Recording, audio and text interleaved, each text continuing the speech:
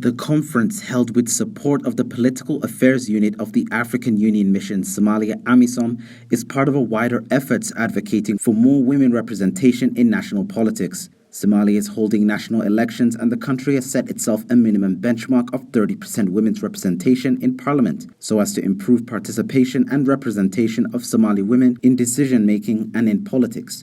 At the outset of the conference, the Federal Electoral Implementation Team Gender Commissioner, Fatima Mohammed Abdullahi, stated the objective of the forum is to discuss the strategies to ensure the 30% women's quota, the challenges, and the way forward in the ongoing lower house elections.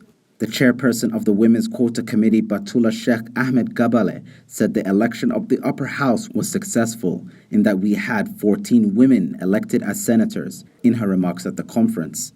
The Women's Quota Committee was recently appointed by Prime Minister Mohamed Hussein Roble to push for the 30% target.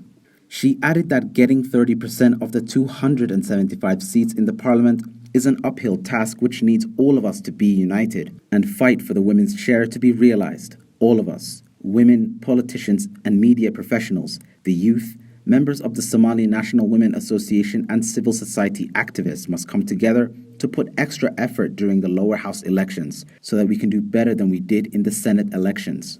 Sahra Mohammed Ahmed, a member of the Committee of Goodwill Ambassadors and the winner of the 2021 International Women of Courage Award, said it was important that barriers that prevent women from political participation be removed if the country is to benefit from representation and inclusive development. She said, "We are very fortunate this year in that a lot is being done.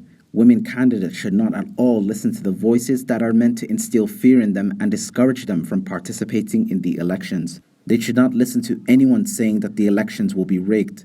That will not happen."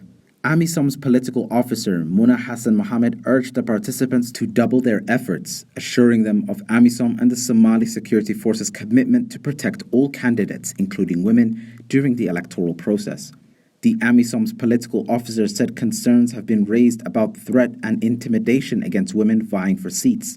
"I want to assure all female candidates that AMISOM and the Somali government are jointly providing election security.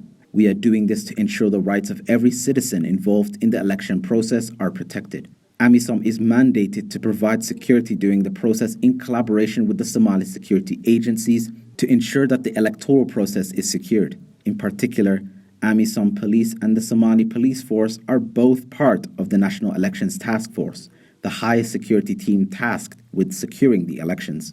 Bahsan Osman, a candidate for the upcoming lower house polls from Southwest States, said she was reassured by the security arrangement in place.